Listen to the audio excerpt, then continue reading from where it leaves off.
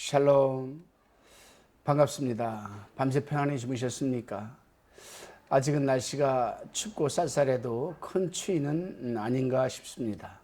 오늘은 시편 97편 1절로 12절의 말씀을 가지고 하나님의 말씀은 곧 생명이다 라는 주제로 우리가 묵상한 것을 서로 나누어 봅니다.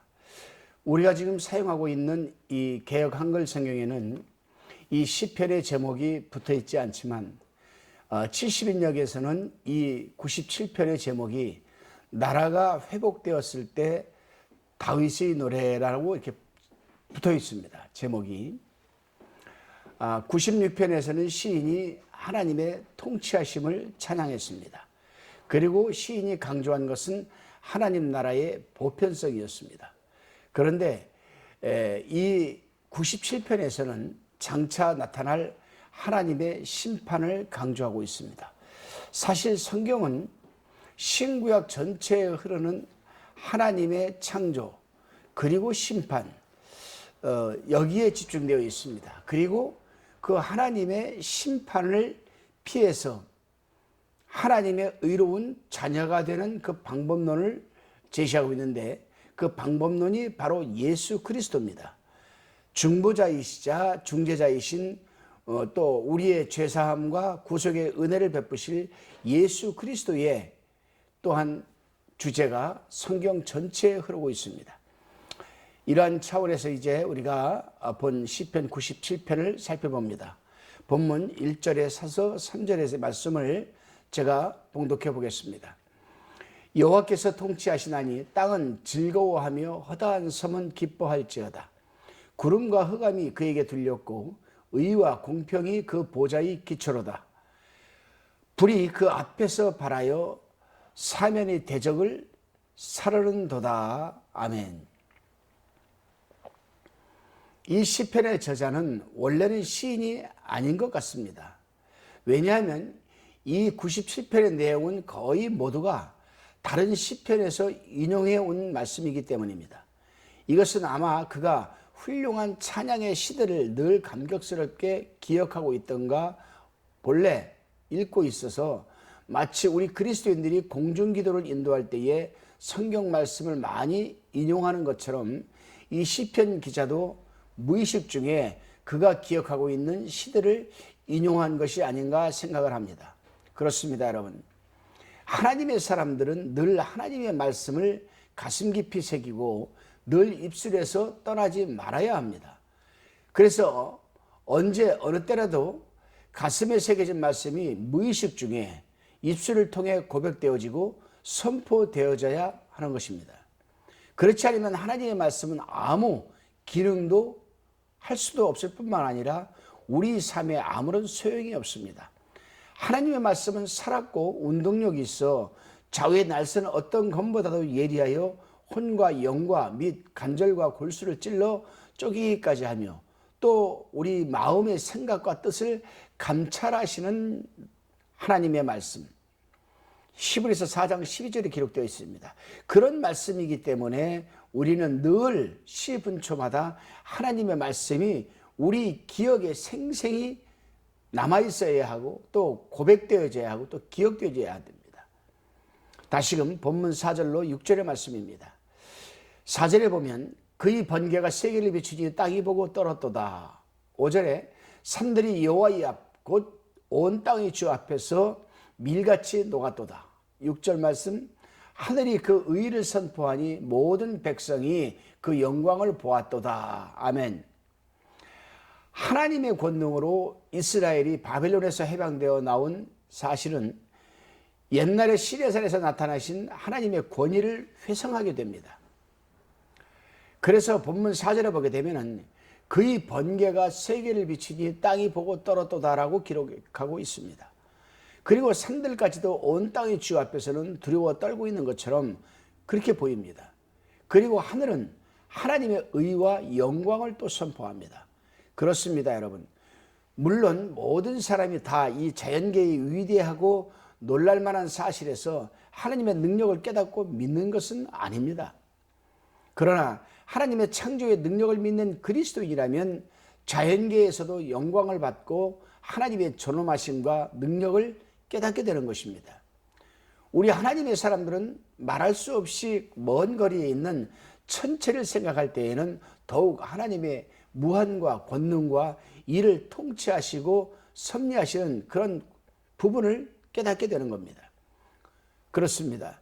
이 우주에 있어서 진행되는 모든 사실은 다 하나님의 오묘한 섭리와 경륜으로 이루어지는 것으로서 단지 변화만으로 되는 것이 아니며 세상에서 아무리 지혜스럽고 능란한 사람이라도 감히 흉내낼 수 없는 그런 부분입니다.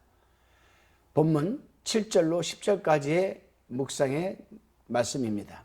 그러면 이처럼 하나님의 위대하심을 계시함으로써 나타나는 결과가 무엇인가? 먼저는 조각신상을 섬기는 자들이 수치를 당할 거라고 7절에서 말하고 있습니다. 이들은 그들이 위하는 신들이 자기들을 보호해 줄 것이라고 자긍하고 있었습니다. 그러나 고대, 중세, 근대, 현대에 이르러서까지 그들이 중하게 여기던 벨, 니므롯, 아스탈테, 타무스, 그 밖에 모든 신들은 다 어디로 갔는지 모르게 되었습니다. 이 신들을 의지하던 사람들은 자기네 신들이 무능함을 보고 부끄러워하게 되었습니다. 그렇습니다, 여러분. 그들은 이제 잊어버려진 지도 오래되고 또 그들은 기억에서도 사라졌습니다. 그러나 우리 여호와 하나님은 창세전, 고대, 중세, 근대, 현대에 이르기까지 살아계셔서 당신이 언약한 말씀에 대하여 신실하게 지켜가고 계시는 분이십니다. 또한 하나님의 말씀은 직간접적으로 알게 모르게 세상 역사에 영향을 미치고 또한 지금도 미치고 또한 통치하고 계십니다. 이것은 하나님께서 살아계신다는 증거 중에 하나입니다. 그래서 본문 9절에 보게 되면 주는 모든 신 위에 초월하시니이다라고 지금 말하고 있는 겁니다. 그러면 그때나 지금이나 하나님께서 이러한 분이심을 알고 있는 하나님의 사람들은 어떻게 해야 되겠습니까? 악을 미워하라라고 본문 10절에서 말하고 있습니다. 그렇습니다. 사실 무엇보다도 악을 미워해야 합니다. 그리스도인들 중에는 악을 미워하지 않는 사람이 너무도 많습니다. 물론 그리스도인이라면 악을 좋아할 리는 없습니다. 그것을 부끄러워하기도 합니다. 또한 조심하기도 합니다. 그러나 미워하지는 않는 것 같습니다. 그것은 아마도 우리 사회에 너무 악이 만연되어 있기 때문일 것입니다. 그래서 악을 보고서도 예사로 생각하고 마는 겁니다. 그래서 악에 대한 양심이 무뎌지게 되고 자신도 모르게 악에 대하여 무덤덤하게 되어 자신도 그 악에 동화되어 버리고 마는 그런 시대에 우리는 살고 있습니다. 그래서 사도 바울은 데살로니가전서 5장 22절에서 이렇게 말하고 있습니다. 악은 모든 모양이라도 버리라. 다시금 본문 11절로 12절의 말씀입니다. 본문을 한번 읽어보게 되면 11절에 의인을 위하여 빛을 뿌리고 마음이 정직한 자를 위하여 기쁨을 뿌렸도다. 12절에 의인이여 너희는 여호와로 인하여 기뻐하며 그 거룩한 기념에 감사할지어다. 아멘. 본문 11절에서 의인을 위하여 빛을 뿌리고 마음이 정직한 자를 위하여 기쁨을 뿌렸도다. 이 언약은 하나님께서 만민을 다 사랑하시는 것처럼 누구나 다 분별 없이 받을 수 있는 것은 결코 아닙니다. 어떠한 언약은 특별한 자격, 곧 여기에서 말한 자격을 가진 사람에게만 이루어지는 것입니다. 그렇습니다.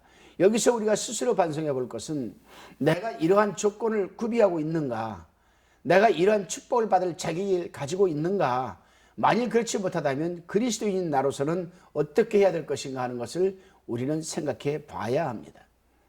본문 12절에서도 의인이여 너희는 여호와로 인하여 기뻐하며 그 거룩한 기념에 감사할지어다라고 지금 말하고 있습니다.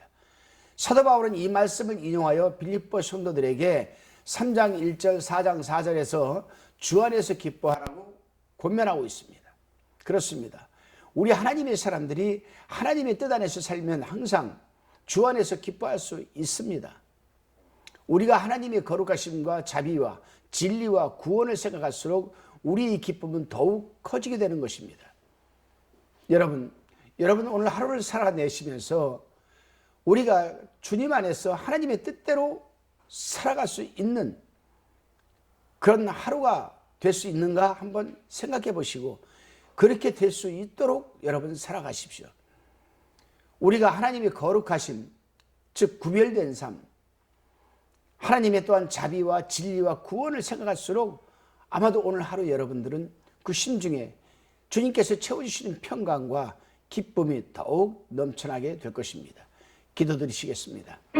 주님, 하나님의 말씀은 진리이기에 예나 지금이나 변함없이 살아있고 그래서 운동력 있어 좌우에 날선 어떤 것보다도 예리하여 우리의 혼과 영을 찔러 하나님의 말씀 아래 내려놓게 하시며 또한 관절과 골수를 찔러 쪼개기까지 하여 우리를 겸손히 무릎 꿇게 하시고 또 우리의 마음의 생각과 뜻을 감찰하기까지 하시는 능력이 있기에 늘 하나님의 말씀 신비의 세계 속에 산 삶이 되게 도와주시고 입술을 통해 선포되어지게 하여 주옵소서.